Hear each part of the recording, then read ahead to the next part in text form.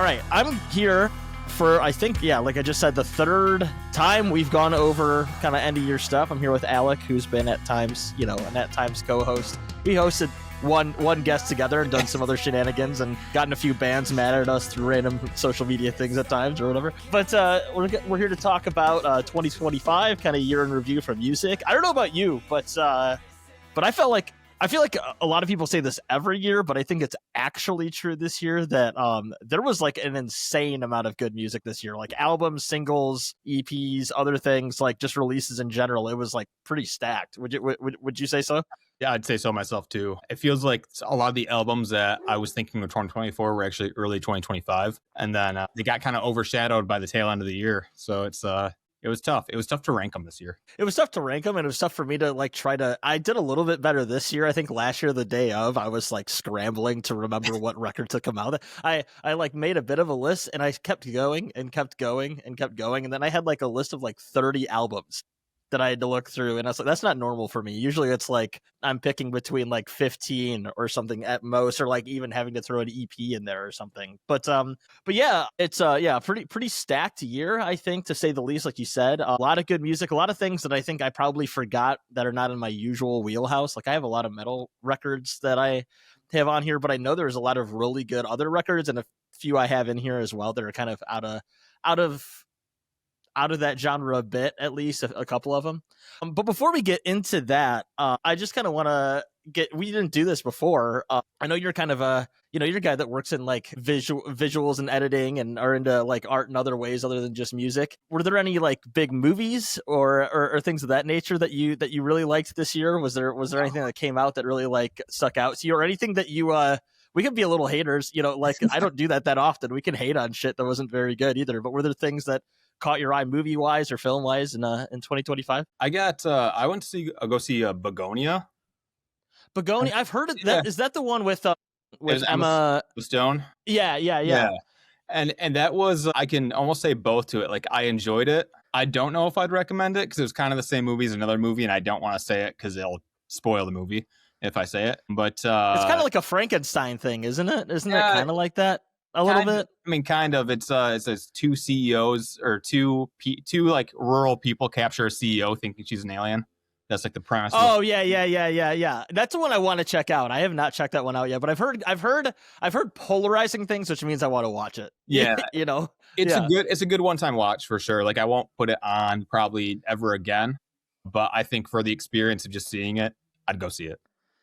Yeah, she's a fantastic actor to begin with, and like I think underrated and stuff like that. I always like to see somebody that like people think of as sort of from these like big, whether it was like a musical like La La Land or like back in the day for us like with comedies like Easy A and stuff. Like I feel like she's somebody that people know of as a celebrity and an actor, but doesn't get to be in those kind of weirder, darker things quite as much, but like totally kills it when she's in them. Yeah. So for that alone, I kind of want to check it out. The guy in it too, Jesse Plemons, I think. Yeah. Oh, he's fantastic. Yeah. He kills every time he's on the screen. So I was super stoked with the acting in the movie. Yeah. I was just rewatching because I love the TV show Fargo. Oh yeah. And he's in the first season is like something I can rewatch over and over again, but I don't really go back to the other seasons as much. But I've been watching.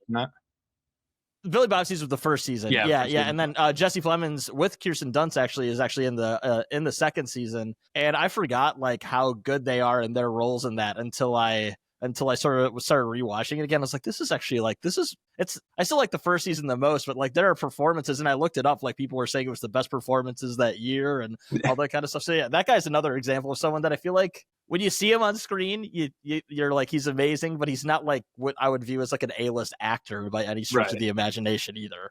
Like they were both in Civil War that came out last year that part of me really liked and part of me was really annoyed by all in the same go, but he's really good in it regardless. From a lot of people, I think that they're like, yeah. And in that vein, this is not like the movie of the year for me, but last night, Kristen and I watched One Battle After Another. I haven't seen it, and it was on my radar of like, is this movie going to be great, or is it going to be really like tilted towards one, like trying to communicate towards one crowd of people? I couldn't tell. Yeah, I mean, I would say that, it's got like what what I would say about it, this is what I've seen from other like left-wing commentators that are big into movies. A lot of people like it. I would say I like everything after the first act of the movie, the first act of it, but you get why it's like that when you watch. I don't want to spoil anything for you, but Right. like the only thing I would say is like the politics of the movie are pretty stupid. Like as someone like they have like a lot of revolutionary stuff in it that like you would think someone like me would enjoy, but I found a lot of it a little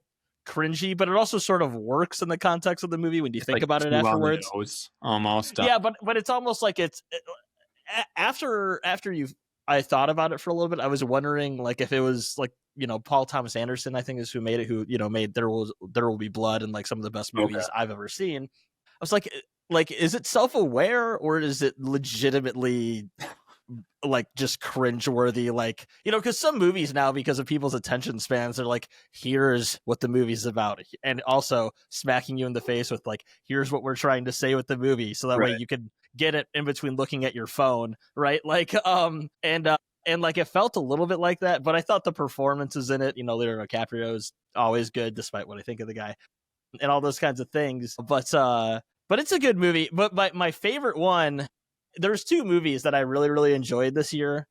Well, there was a lot, actually. There was Bring Her Back was another really good movie Bring Her that came Back. out, a horror movie. Yeah. That was great. The knife and the teeth We thing.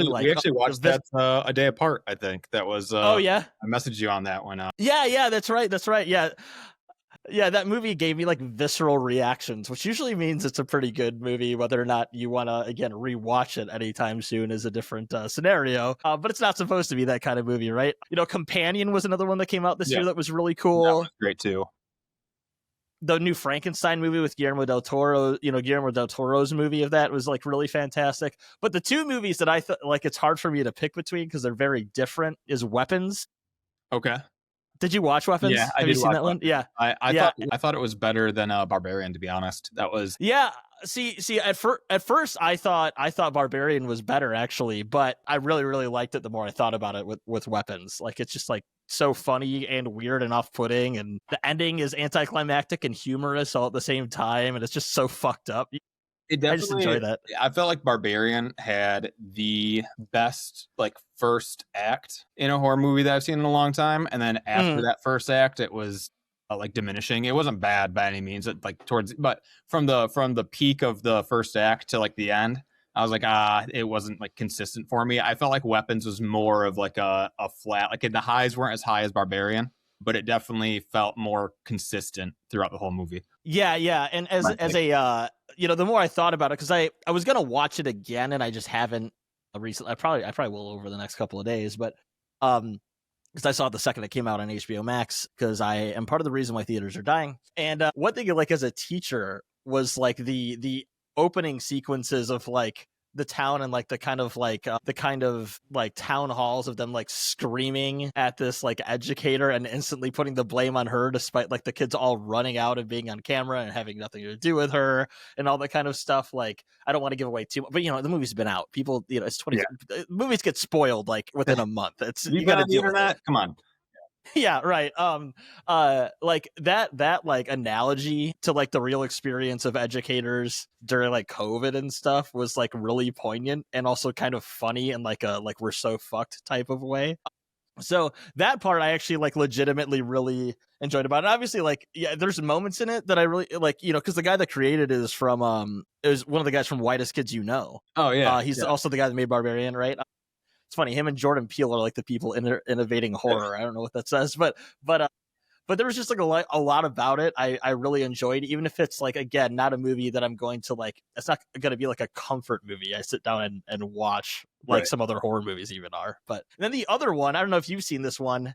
It's been making like a lot of headway since it finally got on streaming just like a month or so ago. Was a Good Boy. Have you seen that one? I haven't yet. I haven't. You got to watch it. You have to watch it. It's devastating. It's devastating. It's so sad. I told Rachel, I was like, I really want to watch Good Boy when it came out in theaters. And she was like, yeah, that sounds like a movie that's fun for you.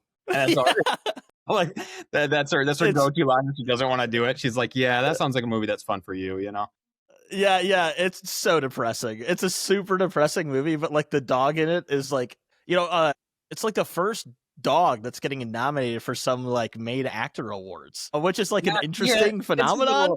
Yeah, I don't know how I feel about that one. Yeah, it's more What's about like the the editing, actors right? and Let's be actresses? honest. Yeah, Yeah, but it's like it's really good. It's another one I really want to visit back again. But yeah, there's just like it's like a great year for like indie thriller horror. yeah. Like hip, or some of these are indie, but like hipster horror movies, I guess. Like And a which is really right up bad my year alley, for of James course. Cameron. Yeah, Yeah. Oh yeah, that movie just came out too. That James Cameron just put out, yeah, the third Avatar, right? Are you gonna yeah. check that out? Are you an Avatar stan? I'm not an Avatar stan. No. The first one's enough for me.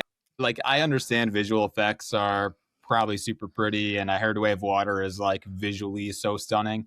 I never went to see it because I'm like, I don't need to watch the same movie however many times he wants to put it out, which is I think 5 or 6 is what he's gone for, right? With that. So Yeah. I don't think I need to watch the same movie 5 or 6 times. I've heard the third one's great. I don't think I've watched the second one either, to be honest, but like his messages of those movies, again, as someone who's like really into politics and stuff like that, is like really interesting and poignant right now when people are talking like colonization and all that kind of stuff. It's like really good, and he's been like talking openly about that in relation to like Gaza and stuff like that with this third one.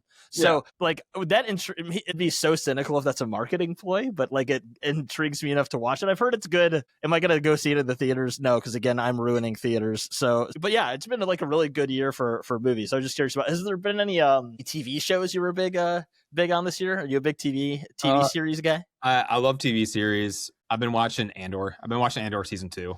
That's what I just started that last night. It's pretty good so far. Enjoy it. I got nominated, so it has to be good, I guess, right? Yeah. Right? Nominations mean it's good automatically. Yes. Whenever the people in Hollywood tell me something's good, I'm like, oh yes, that's when I need to watch it. That's very true. Yeah. Yes. And then we've been, just like the other half of the world, we've been watching Stranger Things as it comes out. So excited to put that show to rest.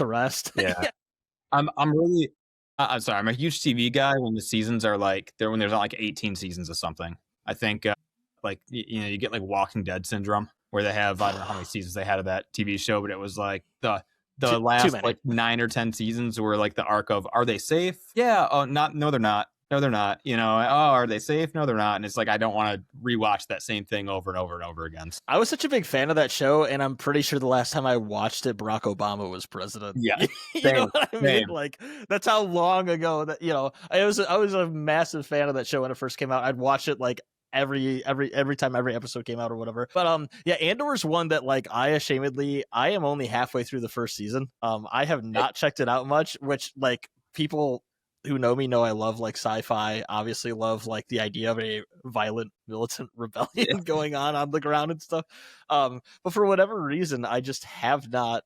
I think I watched the first 6 or 7 episodes recently. Like I had not checked it out at all before. And Rogue One is like arguably my favorite Star Wars movie. Arguably the best. So it's weird that I haven't checked it out, but like I've heard the second season's just like incredible. I gotta get through, and like what I've seen so far of it, it's like, yeah, this is like what the new Star Wars should be, because whatever they were doing was Star not Wars. Yeah. I feel like when Star Wars doesn't try to like directly connect to the series or to the main line all the time, and they tell the little side stories, like you could take Star Wars out of Andor completely and it'd still be a good story. Right. That's when they do it the best. Well, it's kind of the joke when Rogue One first came out, is I loved it, but it was a genuine joke from critics, is like, this is the most expensive plot hole filler of all time, because it was like all based off of like a one line throwaway in the first movie of how they got the plans for the Death Star, but it ends up being, again, I would say, at least if not my favorite, like second favorite Star Wars movie, because like it's different. It's not just like, here's why we're talking about the Skywalkers for the 9th time. Right, and there was like grounded everyday people in it to the extent that they can be in that universe. And we just kind of forget the sequel trilogy ever happened, I think. I think if we all can unanimously just decide that that's not canon and it just doesn't exist, then I'm proud about it. On that vein, though, man, I think because of how disjointed the sequel series trilogy was, people have really overly lionized the prequels. Because I'm sorry, like, the 7th movie is better than episode 1 and 2. It just is. I actually really like The Last Jedi as well. I know there's elements of it in rewatching it that I'm like, that's so lame. But I liked that they at least were trying to do something different. And then collectively the Star Wars, fandom was like, no, we don't want anything new. This is awful. Like, Yeah.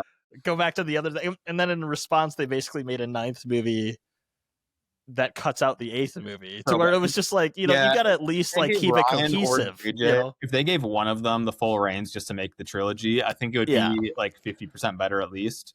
And I don't care what direction it would have gone in, whether or not it was like just to make the story make sense. Yeah, exactly. Like, because I agree, like it makes all 3 of them worse that none of it makes any sense. Yeah, they're trying to rewrites and right over the other person's plot. It's like, oh my god, like the 9th one, I can't. I've tried to sit through it again to see if like my memory serves me that it's worse. It's just as bad as you remember it being. Yeah, no, I the first 20 minutes in, you're like, what the fuck is happening? And it just keeps rolling from there, and it's just so dumb. Like I just it's awful. But anyway, on that note, going into music, we could talk about some. First of all, I guess if we want to go hater mode, since we've been shit talking some of the biggest franchises in the world, and when it comes to film, were there any records that you heard this year that you thought were dog shit? Because that new I See Stars album is terrible. I try to forget that band exists, to be honest. I know you do. I know you'd be happy to hear it. I actually, so in the singles, I think I said it like the last year that when there's like a single issue that came out, and I was like, oh, this record could actually be really good. I like this kind of idea they're going for. And then it just wasn't. And I know I might get some hate for it, but not from you. But I just don't feel like they hit the mark at all on it of what they were trying to go for. And normally that band for me is like kind of a 50-50 where I can at least find like some diamonds in the rough. If I don't like the album, I'll be like, oh, these songs were like where they should be going. But I'm just a dude on a laptop. So I'm not a touring. Yeah, it's just fun to shit on things. That's fine. If people take it too seriously, they need to get a hobby, But like, I'll be honest, like obviously the one that everyone throws out there when it comes to pop music is the new Taylor Swift record. I thought it was like the worst, dumb. But like that's like low hanging fruit. I don't want to, it sucks. Whatever. But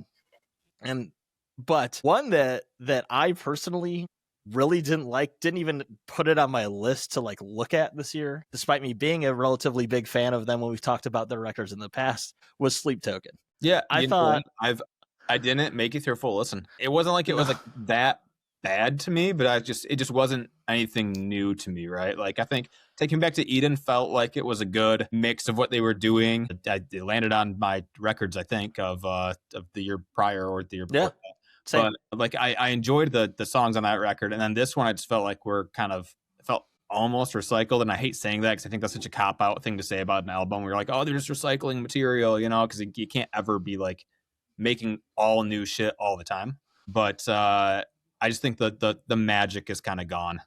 It kind of just soured the magic a little bit for me. What's funny is I saw, was it Rolling Stone? There was some major news outlet that put it out as their number one record of the year, like all genres, everything. Crazy. But then today I saw from the chief, I think, I don't know if it's like music critique or editor or whatever, from The Guardian, which is another major news out, they labeled it the worst record of the year. Sleep Token. And then they're a UK based outlet, and for me I agree. Like I sat through the whole thing and it felt so long, and there was a few singles they had on it that I was like, oh, this will be good. It'll be kind of like, I won't like it as much as Take Me Back to Eden, but I'll enjoy it. And then I listened to it. It's like, I am not saving any of these songs to any playlist. I'm not going to re-listen to this again. I tried to listen to it a second time to give it a fair shake, and I was like, no, this like, it's kind of like remember that really shitty record that Day to Remember to put out that like everyone hated, unless they were like, yeah. It wasn't to that degree for me, but I still felt like a lot of the songs could play it in the background at Target. You know what I mean? Like, right. That was how I felt about it. Speaking of Day to Remember, I'm curious because this is my pick for this question. But what was an album that you were pleasantly surprised by? Because for me, that Day to Remember, that newest one that came out, it's not like amazing, and I'm not like raving about it. So it doesn't make my list. But I wanted to hate it when some of the singles came out, and then I gave it a whole listen through, and I was like, you know what? This actually is like a pretty good like where the band wants to go kind of thing, and it's working. Yeah. It's a little bit of a return to form, but not fully. And you know, they're obviously just being who they want to be at this point, and they put out the music they want to make, and it is actually working for me a little bit. Yeah, I've heard that about it. I honestly did not check it out. It's one that I've seen in people's lists recently. I'm like, oh, kind of forgot they put that out because I've kind of fallen away from them so hard over the past several albums. Not even just You're Welcome was basically like, I was like, all right, I'm not even checking this shit out anymore. But there was a couple of albums before that I was like, whatever, you know. But I've heard that about that one. I got to check it out. There's one on my like top 10 list that I'll get to on that. I think. No, never mind. It didn't end up making it. So it's the Hot Mulligan record, The Sound a Body Makes When It's Still. I think we talked about one of their records in the past on one of these. Yeah. And I've just never been I think they're a good band. It's just like not my thing. I think it's mostly like the singer doesn't always do it for me. But it's like the record in that sort of vein of music, the genre, emo, pop punk, Midwest emo, whatever you want to call it, that I listened to the most this year in that vein. Like I actually really enjoyed it. I thought it was really, really good. And it makes me kind of want to get back into listening to that kind of music more again. So it almost made my top 10 too. Was that what? Was that your first Hot Mulligan record that you've actually like delved into? No, it actually wasn't. I've listened through a couple of them because people kept telling me they were good, and I was like, again, I'd listen to it and be like, I get why you like this. Just personally, I'm not gonna revisit it. That kind of thing. It's like a personal preference thing. I know a lot of people, which I forget which record it was, but it might have been the record before this one that everybody really loved. Why would I watch? Yeah, that was my top. I think it was number 1, if not number 2, the year it came out. I thought so. Yeah. And I love that record so much, and I think that's why the record this year didn't even make the list for me, is because I just couldn't help but compare them. And I also think that the first album that you really get into from a band is kind of like your peak normally, right? Like normally the band like usurp that album for you. So it's hard not to play the comparison game, which is I'll get into that on one of my picks.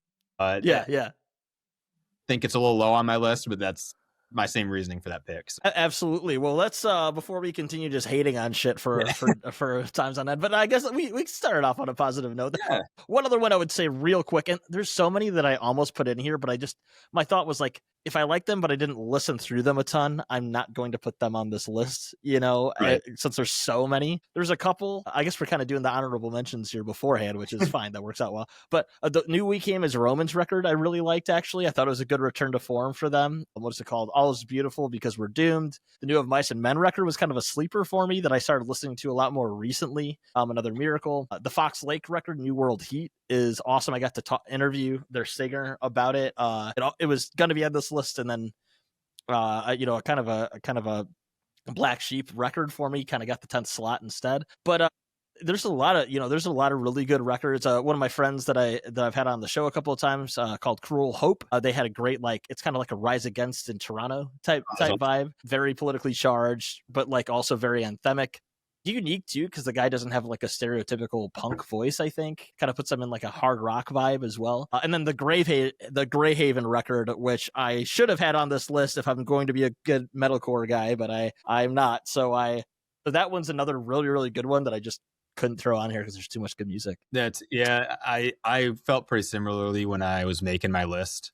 And I'll give a couple quick shout outs to things that didn't make my list because either they just couldn't compare to the other 10, but like just by a little bit, or because I just didn't give them enough listening time. And I think maybe, if I listened to it more this year, maybe it would have been on the list, but it just got overtaken by the slew of albums that came out this year.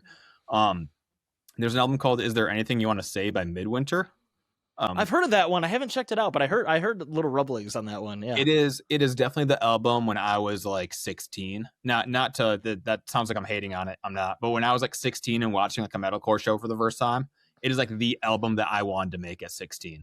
Right? Yeah. And they're not young. They're not like 16 years old, but they're younger as a band, and it absolutely rips. That and Another One Down. That the Face Reality is their record. That was really good. I think it was an EP. Unless you want to classify as a record. I can't remember what the criteria is for that. Who gives a shit anymore? Yeah, exactly. You can Bill Murray makes albums that are 18 minutes long. Okay, I think we're yeah. It's all over. And then I'll put my last shout out. I have 20 shout outs, so let's just I'll make sure that I don't go through all of them. The Military Gun album, Military Gun. That sounds familiar, but I have not checked them out. No. God Save the Gun, super, super good. Just barely didn't. It was actually on the list at one point, and then I was looking through all the records, and I was like, I have not given it enough listening time. I think a lot of the times I start making my list, and I think, I need to make it like varied, right? Like, it can't be like all metalcore stuff, right? Which it's not, but sometimes I want to put that like different album that stuck out to me on it, but I know that wouldn't be true to like the actual listening time and how I felt about it. So that one is a super good album, though. I'd highly suggest everybody listen to it. Yeah, I'll have to check that one out. I've not listened to it. I'm gonna actually make a note of that one and make sure to save it. But I have to say though, there was a sleeper song that was obviously the number one single. Oh yeah, of the year. I know exactly what you're talking about, and we're gonna play it here to kind of kick things off. We are Charlie Kirk. We carry the flame. We'll fight for the gospel. We'll honor his name. We are Charlie Kirk. All right, that's enough of that. But yeah, so there's been a song which is the high pitched remix of that. Yeah, there are like 40 or 50 different versions of that song, and it pains me to know that I just played a little bit of an AI track on here, but it is what it is. Songs stuck in my head at all times. I find myself like in the morning, and I'm like, I'm gonna jump off a bridge. I can't believe this is in my head. But moving on from that, that's how I'm gonna, when I edit this, that's gonna like just jump right in the intro. But that'll be the first second of the podcast episode is just that song playing. Yeah, that'll pull people in, Yeah. But to start off here, why don't we do what we've done in the past? We'll kind of start with you with your 10, your 10th, mine. We'll just kind of go back and forth. We'll see how quickly we go through these, and then just kind of see what's what with any other. Oh, one other thing that I wanted to mention is an honorable mention that I should have done before I did that dumb shit that I didn't put on here, but it would have been on here because I listened to it a ton. Was Pulse's put out a release. It's kind of like a compilation that you can't really call it an EP, you can't really call it an extended version of their last album. They had a bunch of remixes on it, a couple of new songs, a cover on it, things of that. I think they had like 7 new songs on it called Pulse's Pack Volume 1. And it ripped. Like, it had some of my favorite songs of theirs on it. They had like a super political song on it that was like really, really, really good. And had like lines that made me jealous that I didn't write them, type deal. So that's definitely one that I think people should check out. Didn't put it on here because it's not an actual album. They like are very front facing about saying don't call this our next full length because we're working on that right now. But it was super, super good. So if people have not checked that out, they definitely need to. I did a whole breakdown with them about it. It was 100% a great way for them to manage their singles too. They had a lot of singles they put out in the past couple of years, and it was a great way to kind of group those together, put them all together, and spotlight them. That was a good move by them. Yeah, absolutely. So with that, let's get into your number 10 for your albums of the year. So my number 10, and we gotta make sure we're saying them right. Are we doing band name first and then album? Is that how it goes? Yes, artist name then album. Yes, I had them all reversed, and I had to actually retype out my list of copy paste. You knew. Yeah. Wait a second, this isn't right. My number 10 is A Sense of Purpose. Their album, The Wounds We Share. A lot of great things to say about this album as far as sonically how it is. If you're like a fan of era or currents, I would say this is your wheelhouse for sure. It is at my number 10 probably because it's a little too much like era and currents in some way, right? It's like I think it's a great entry band though into that genre if you're getting into it, and they should be more popular than they are. That's really all I have to say about it. It packs a punch. You name off that they sound like era, and I'm not familiar with this band, so I instantly followed them on social media, and we'll probably message them to do an episode. They've been around a while too. That's what blows my mind. They've been around for, I think, 8+ years. I want to say. Let me look down here. Their like most recent release, or their earliest release, I should say, on Spotify at least, was in 2015. So 10 years. Yeah, I was about to say they've been around for a while, and they just get better every release. Definitely check them out for sure. Yeah, this seems right up my alley. The artwork is very, very modern metalcore as well, everything in between. So yeah, that seems like a good pick right up the metalcore alley. That sounds pretty solid. What about, this is one of the few, I want to make sure I'm right on this. This is one of 3 bands that I spoke to that I broke down their records, or artists, I should say, that I broke down the records that's on here, 3 out of the 10 that I have. And it's the most out of place one, I guess, for me, is Ryan Wood's God Boy, that pop record that you and I discussed a little bit. I broke down with Ryan at length on here. Must have been a couple months ago when it was released, but really, really good. I think the guy is very underrated. He signed to Fearless Records, and kind of like one of those artists that they have that they're trying to have outside of their typical wheelhouse. I know they have some pop artists sign more and more now as they get bigger. But no, really, really good. He talks about a lot of complex issues, like just like internal and spiritual and existential issues on it, while it's still kind of having, like, I would say, more like classic pop elements to it and soul, which I really appreciate. I wasn't sure when I first got hit up, because I got hit up by a publicist to talk to, and I looked at the album cover and I was like, I don't know if this is going to be really something I want to break down that much. It seems kind of not in my range of things I'll be interested in, but it was like a big surprise for me how much I liked it, because I throw it on a lot of times when I'm looking for like the opposite of heavy music. Yeah. You know what I'm saying? Although I do think this guy and people like him could definitely pull off the Issues vibe over some modern metal riffage and things of that nature. But yeah, this one's good. I just have it this low because it's not like something I routinely go to. I do check it out. Like, I listen to a lot of music, so probably like more often than I think, but it's just, all the other records on here I've listened to probably like 4 or 5 times more. Yeah. No, that's I spelled that record a couple times. It is a solid choice. Yeah. I was happy that I liked it, because it reminded me that I do indeed like things that are more than just things that are like sad and angry and political. That's right. Good. Right, you're like, man, I need to get out of this wheelhouse of back loop I'm in. Yeah, I'm maybe poisoning my brain a little bit too much. But yeah, okay, go ahead to your number 9.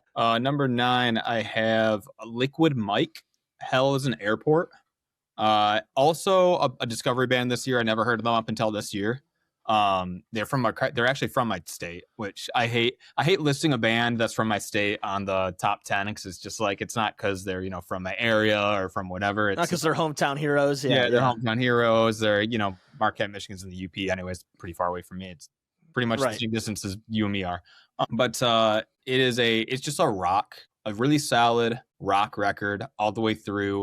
It hits all the notes I like. Lyrics are super just real and down to earth, and very like normal person communicating normal people. All the songs flow into each other, so most of them do, so it kind of feels like one big song the whole time. And the only way I can really describe the band is, like, if you ever go to a show and you don't know who the opener is, then the opener actually ends up being better than the headliner. That's kind of how I feel about this band, is like they're that local band that you hear and you're like, oh man, this band actually is super good and might be better than who I actually showed up to see. Solid record all the way through. Is there, because again, another band that I'm not familiar with, is there like a reference you can give me for like what kind of music? I mean, I guess I could listen to it for a second. It's hard in some ways, and this is almost completely off. In some ways, it's kind of like Blink. If Blink is less like whiny punk and more rock. That's the only like thing I can think of off the top of my head.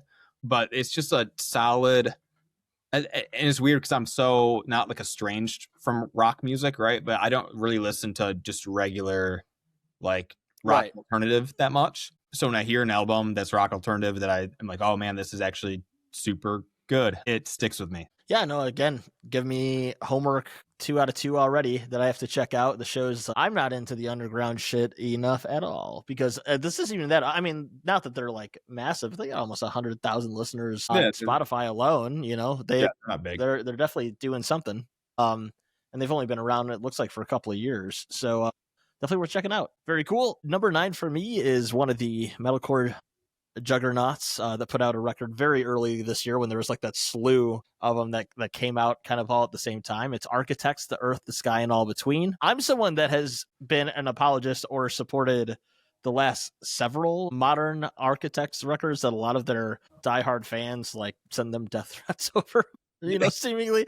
I do think this is by far the best one since Holy Hell. I think it has a good mix of everything between like their kind of more classic metalcore sound, the new metal elements they throw in there, and then some of the popular stuff they do now, since they know Sam can do it all. In that vein, there's a few songs on this record I listen to over and over again, and that is, of course, for me, Whiplash is a big one. The music video for that one is fantastic as well, where they just like have cop cars burning, and then they make two male cops kiss in the middle of a breakdown, and That showcases anarchy is up your alley, huh? yeah. Basically, yeah. Shocker. And then also that one had like a little bit of an homage to Aaron Bushnell, if you remember that story of the guy that in the music video they have a guy like self-immolate wearing similar clothing that Aaron Bushnell did outside of the embassy. So all of that, along with the song being like just really fun and angsty and stuff, was good. And then I think it was Brain Dead from them that also had House of Protection on it, was like another highlight for me that I listened to a ton. But the whole record's really, really good.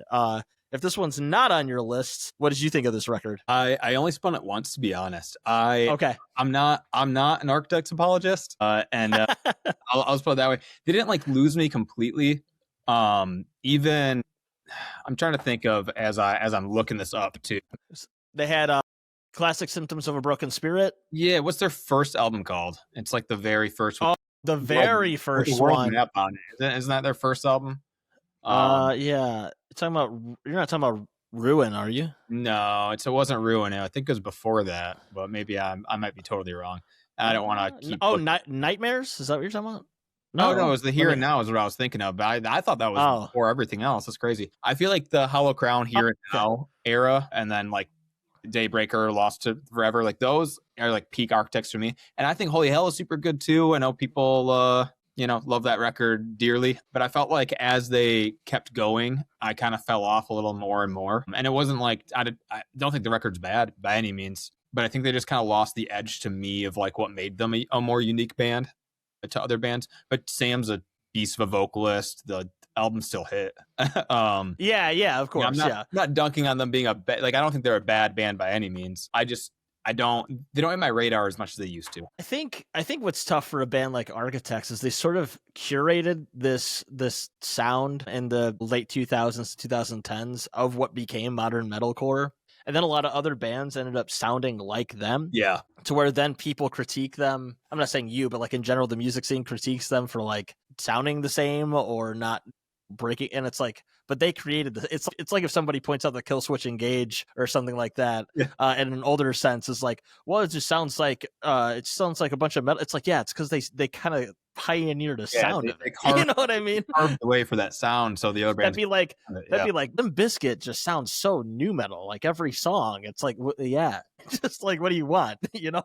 I'm a huge believer too, and I don't want to get totally into this conversation because I feel like we could go back and forth on it for a long time, but I feel like I appreciate bands so much when they have like 6-7 years in between releases. And I know that's not if they can survive, right? It doesn't help their career at all, right? I'm not saying that. Like, I understand why you have to or should release an album every 2-3 years, or even sooner. I get it, but I like it better when a band just kind of locks in on a sound, and then when they have that next release, you're like, oh, how different is that going to be? Because there's 7 years in between it. It wasn't like they were writing that record right after they released the last one. They had a lot of space in between to sonically be different.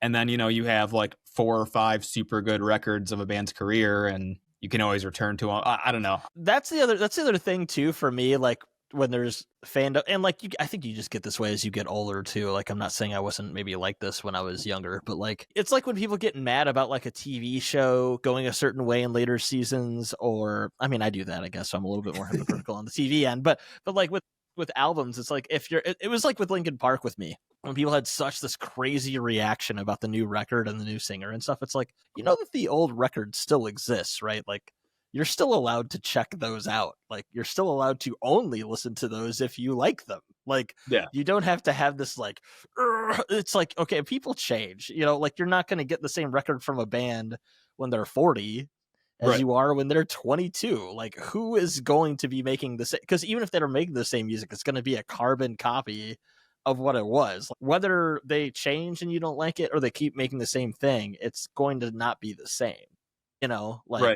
It's just one of those things that like, I think you just get to the point of like, I think I've said this with you on the show before, but it's like, it's just like the perspective of like, man, you gotta have bigger things to get mad about. I just don't care, Exactly. you know.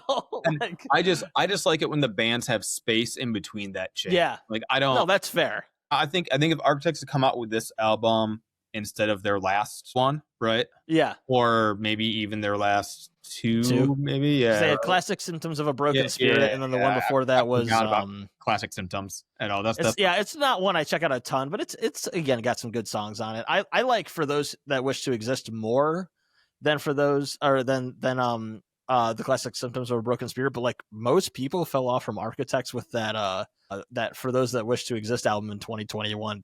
There was a lot of people that just like acted like they had killed their puppy or something when they put that record out. Right. And if they had comped those 3 albums together and got like kind of the best of, I would have been like, oh, like I would have no issue with it, right? Like, I mean, I don't have an issue with any of them really, but I would have been like, oh, this is like the big weight and then the big change the band made, and they're showcasing all these different things they're gonna do. And I appreciate that a little more than hearing it kind of like transition over time. You're like, oh, okay, I see the direction we're heading for the next half decade to decade of this band, where they're gonna pump out like 4 or 5 songs that kind of sound like this, and then a couple songs that, so I don't know. That's maybe I'm just a hater, but yeah, clearly you don't like what I like, so therefore you are a hater. No, all right, move on to your. We've had enough. We're gonna have more metalcore discussions here, I'm sure. So let's move on to number 8 before we sit on this for forever. This one you're not going to talk about a lot because you're going to talk about a lot, and I think the next 20 minutes. Stray from the Path is my number 8. Clockworked. I feel like it's such a solid release. Like I don't think this band's ever disappointed me with a release period. Where I've never been like, I hate this Stray album. I do admittedly wish that Euthanasia, like if it was inversed and Euthanasia was their last hurrah, I would have been like, oh, this band, I mean, they went out with a great album, period, no matter what. But it was such a hard album to overcome. I think that Euthanasia, I think, is just peak Stray from the Path. Clockworked, this album, also super good, also super solid. Probably my number, I'd say 2, maybe 3. In order of the records. So just a solid front to back. It's definitely a Stray album. Their drummer, whose name is slipping me because every time Craig Reynolds. I'm wearing his merch right now. Yeah, you have to know. Absolutely annihilated this record. The drums on this record are absolutely insane. That is a giant highlight. But it's angry. It's exactly what you're gonna get when you step into the album. When we step into a Stray album in general. That's sitting at number 8. It was a solid finishing album for them. Glad they went out on a high note. Yeah, again, I'll talk about this one later. Spoiler alert. But the one thing I will say is, who else said that Euthanasia was better than Clockworked was Craig Reynolds. Fair. Okay. I mean, he openly, like, people have said like, oh, this is your best record. He's like, no, Euthanasia was like, like that's, there's also a little bit of a reason. I'm sure, they've all said it was just time. I'm sure, like, when you feel that way and you're putting out this release, you probably, it's just not that you're not working hard on it, not that you're not like doing because the drums on this are ridiculous and the mix is like insane and a lot of things about it, but you just probably, the spark isn't there the way it was for the previous record when you were going balls to the wall with it, what I mean? Like, they released this record with the announcement that they were ending as a band. Yeah, so right. Taper the expectations a little bit too, right? Yeah. But no, it's a great record. Yeah. Solid. Can't go wrong with it. They're not like, even if you go back to their like really early stuff, they're just not what they're going to do. I mean, they've expanded a lot and they've gone way more technical since Craig joined the band back in whatever it was, 2016. But even prior to him, like, I loved some of their records prior to him with their old drummer, and was Anonymous a pre-Craig Reynolds band or pre? Yeah. He didn't join until the record after Subliminal Criminal. Okay. Yeah. Subliminal Criminal is like one of my favorite records that they made too. I mean, like, they all say the mix sounds like ass, but like, I don't know, I still like it. So like but again, like, all the records that he's been a part of are probably my favorite because they went way more technical because they could, because he's just bonkers. No, it's a great record, and I'll give my thoughts on that one at another time. But number 8 for me is a band that maybe you haven't heard of. That this is the second of 3 bands that I have interviewed this year about their record, and it is a band called Fall 50 Feet out of West Virginia.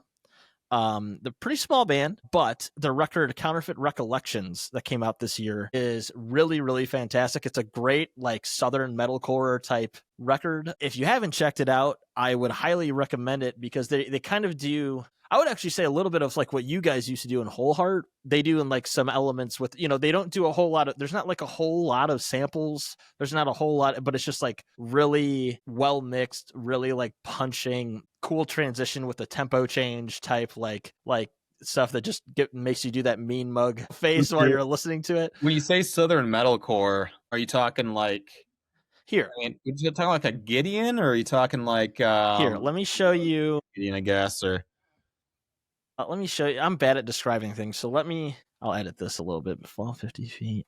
I'll show you their title track here real quick, just a little bit of it to like the first breakdown in it, and I'll kind of show you what I mean. They're, again, main thing is that they're from West Virginia, so it's just kind of like you don't get a whole lot more like working class, metalcore vibes than that.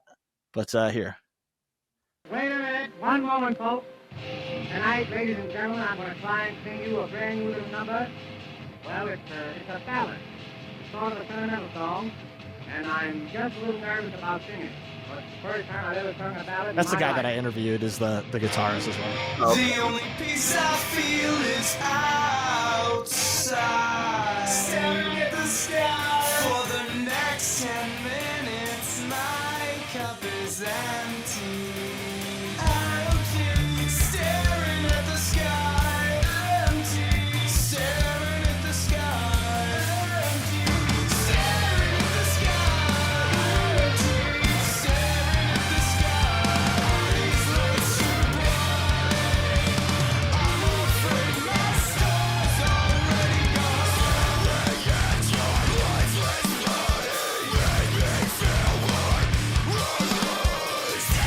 oh yeah, the full Southern lyrics too in there too. Yeah.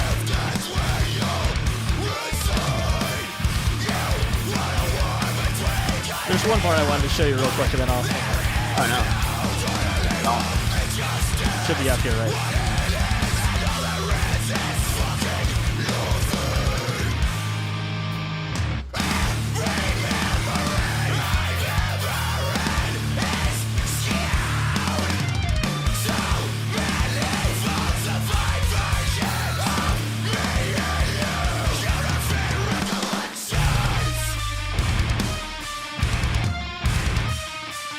Oh, that is sick. Yeah, that's like, it's just, I don't know what I like about it, but it's awesome. There we go. So yeah, so that's this band. I'm bad at describing things, so I figured, I could show you like a little segment there. But yeah, kind of, you kind of get that vibe of what I'm saying, right? Like the kind of metalcore, like Southern metalcore type vibe, right? Yeah, no, that's yeah. I felt like it was like almost. I first thought I was like, oh, this is like a post-hardcore band for sure, right? But then as it got into it, it got a little more metalcore element to it. Yeah. I realized that when I started playing, I was like, I picked a bad song to kick off at the intro when it's like it's like him singing and playing kind of like some pretty melodic things there. But yeah, the breakdown element there is like that tempo, or like that at least feel switch. Like I would listen to that part over and over. I loved it so much. But yeah, whole record is pretty dynamic. It's one of those records too, like I've seen people like some of the guys from like Silent Planet talk about and things like. It's a band that like artists enjoy. Do you get what I'm saying? It definitely seems like the and not even as like a quality thing, but just as a like upcoming musician kind of thing. It seems like that local band that every bigger band is like, please put them on our show.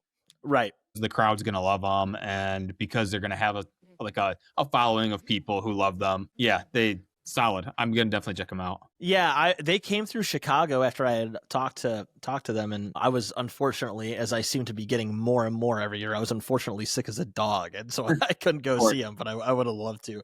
But yeah, great record, Fall 50 Feet, Counterfeit Recollections. I'm gonna stop taking up the time on this one here. Let's go ahead and go to number 7. I love how when we talk about records, by the way, I just said both me and you do it, is we're just so dog shit describing it. We're like, yeah, I like it. It's good. Say that's why I could just like share a clip. And, yeah, and we're like, yeah, I like it. It's has some good songs on it. I enjoy it. It's got the top three doodle in New York. doodle, you know? Musician tries to describe music. you know? Yeah, it is. It's just so good. I actually have a little more to say, I think, about the next records coming up too. I also find that as we're getting more brain dead and our attention spans are getting shorter, the amount of names of songs I don't remember. If you're like, oh yeah, that was your fifth favorite record, name 5 songs. I'd be like, the one that does this and the She one asked me that about like my favorite record this year. Yeah. I would have to look it up probably because to be fair, I listen to the car a lot, so I'm just listening to the whole record, right? So that's I'm sure you do that as well. But Yeah. I plug in and I just front to back a record normally. Yeah. But and then sometimes I'll go back if I've heard the record 100 times, obviously I'll know oh, it's this song, that song, whatever. Right. But every year when I'm listening to new records, I remember a couple song names normally, and then I'm like, oh, which one is the one that does this thing, Mm-hmm. For my number 7 though, going into it is Spiritbox Tsunami Sea. Ooh, great pick. This record I feel like does not get the praise that it should have gotten. I feel like everybody, this is the Spiritbox record. For me, I think it's going to be, they could be wrong, but I think this can be kind of their peak. Is everything that people were bitching about that they wanted. Oh, I wish they did more of this. I wish they did more of this. The record gave you literally everything that Spiritbox. It's so good. And people were complaining that the mix was a little bit muddier and not as crystal clear. And it's okay. Shut the fuck up. Yeah, you don't need a completely sterile crystal mix to make a, let's go back to the Joey Sturgis era of metalcore. That's what everybody wants, right? Right. So just solid record. Courtney's performance is everything they've done in every other record, every other release they've ever had. They just took it and they're like, hey, can we do it a little bit better? And I feel like that's the record. Black Rainbow absolutely slaps. Soft Spine, amazing. Then they had again, losing song names. The no. I got it. Hang on. Yeah, thank you. I'm losing my the No Loss No Love. Thank you. I was gonna say no love, and I knew that was not the song I was thinking of. But No Loss No Love. That song incredible. And then they have all the more melodic stuff going on with it. Perfect Soul. I mean, I know they commercially got more successful off of those kind of things like Perfect Soul, but it just has everything that you'd want in a Spiritbox record. Hits my number 7, just solid all the way through. So, did you see when they performed? I mean, Jimmy Kimmel wasn't on the show, but did you see when they decided to perform of all the songs on that album, Soft Spine, on Jimmy Kimmel? No, did you see that? I have not. Okay, all right. Again, I'm taking up time here, but I'm going to throw this. I'm not going to play the whole thing, but I'm going to throw this on for you real quick. This shit was so good. Called Tsunami Sea, here with the song Soft Spine, Spiritbox. They made it black and white for it too.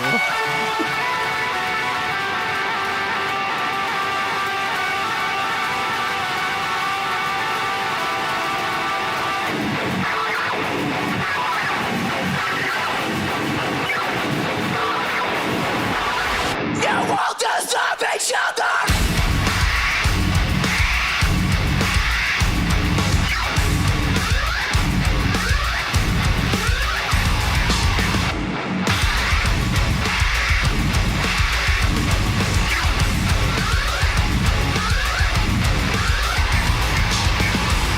You're about to get that by twisting tighter as that bind.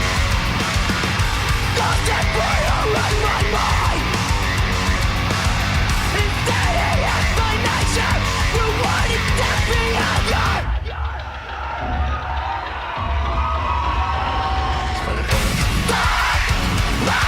I'm standing up to me, man.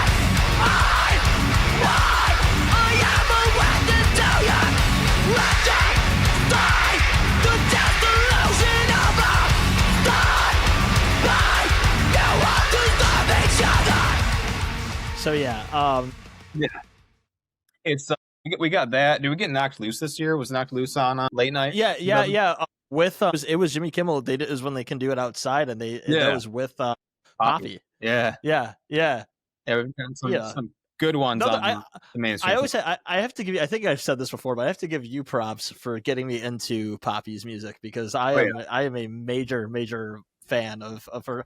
That's another thing I didn't bring up earlier, but the collaboration between Courtney LaPlante, Evanescence, Amy Lee, and Poppy this year was like another incredible single. Like just like so good.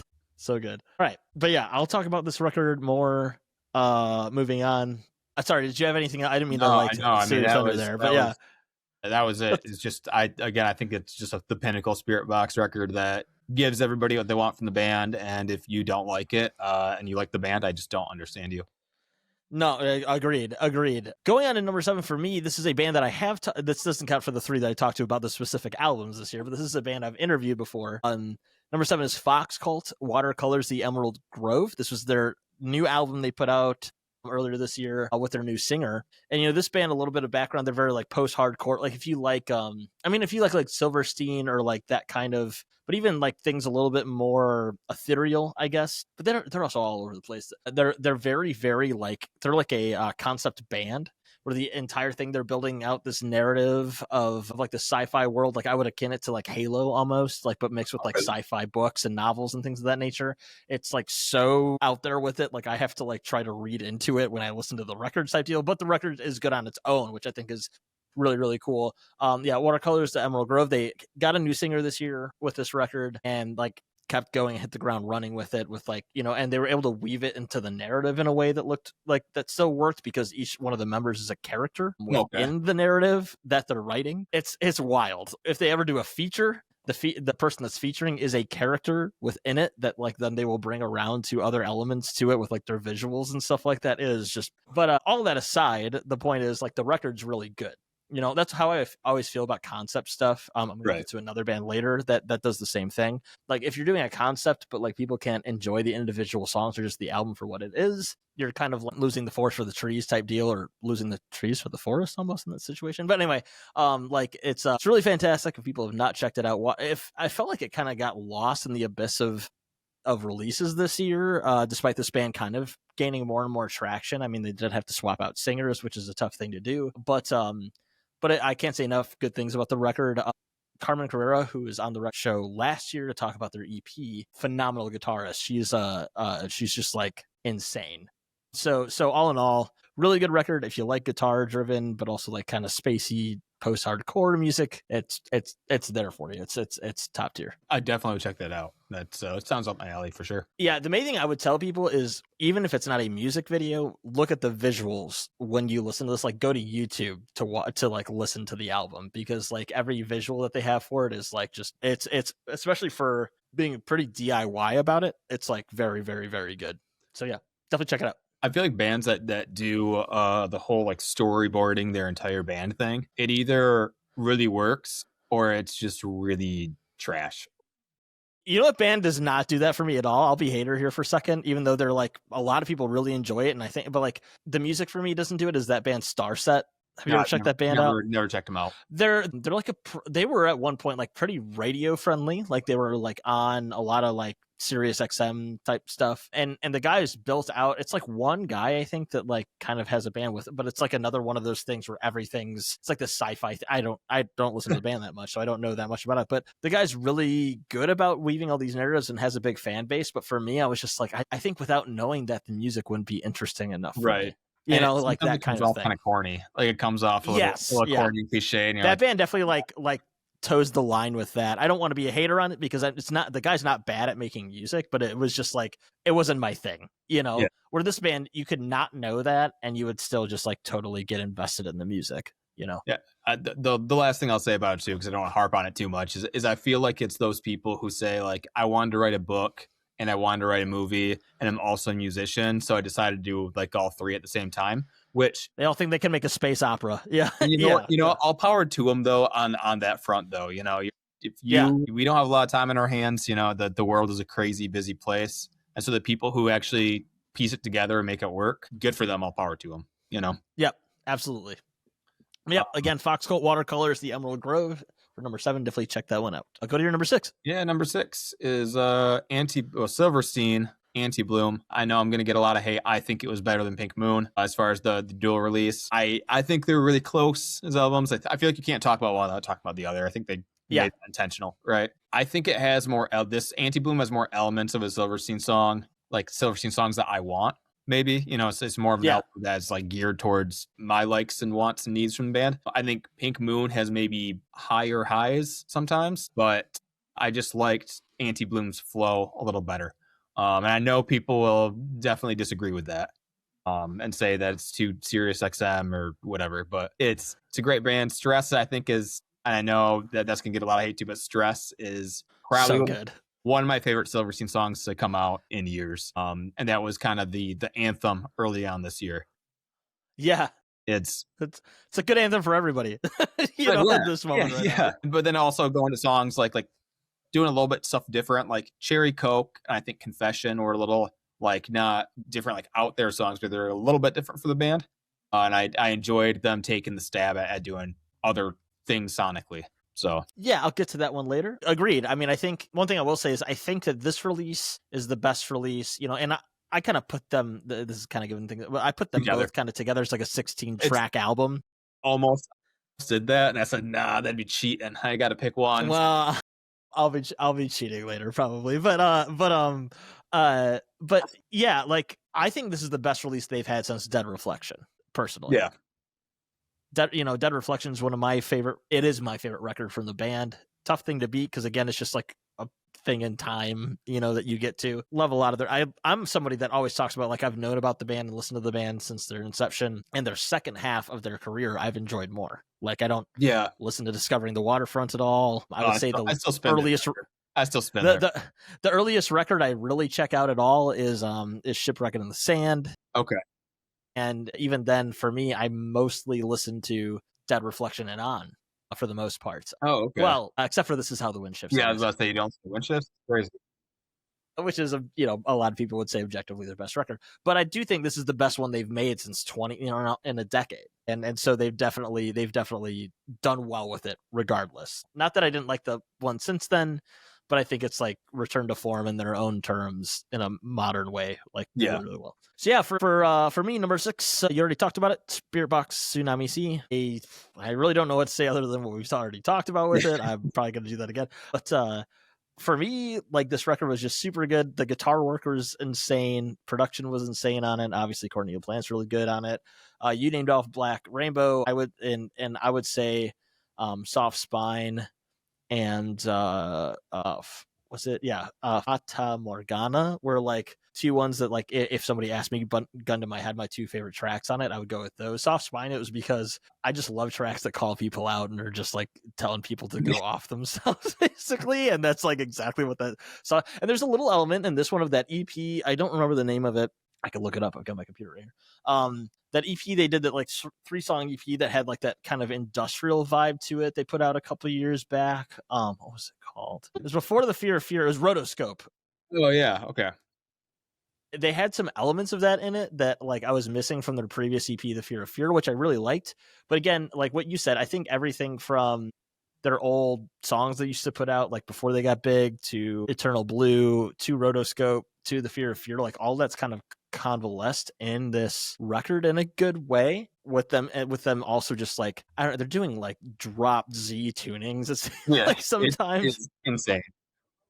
And the visual, I don't think people should like, kind of like what I was talking about with Fox Cult. Like, I don't think you should judge an album on like how cool of visuals a band does because it's about the music. But like the music videos they did for any of the singles they had for this record were just like awesome. They were like, and I'm not a music video guy at all, but I really, really enjoyed it. So yeah, so now we see, I think, between the 2 big juggernauts of modern metalcore this year, I put this one way above the Architects record. I thought it was phenomenally more groundbreaking. And like you said, I think it's definitely their best material they've put out for sure. Yeah, it's definitely like I said, I think it might be peak Spiritbox, but we'll see with the maybe they'll go fucking gnarly with the next one. You never know. Who knows? Yeah, they might super surprise. Before we get to number 5, I was gonna ask, I'll cut this off.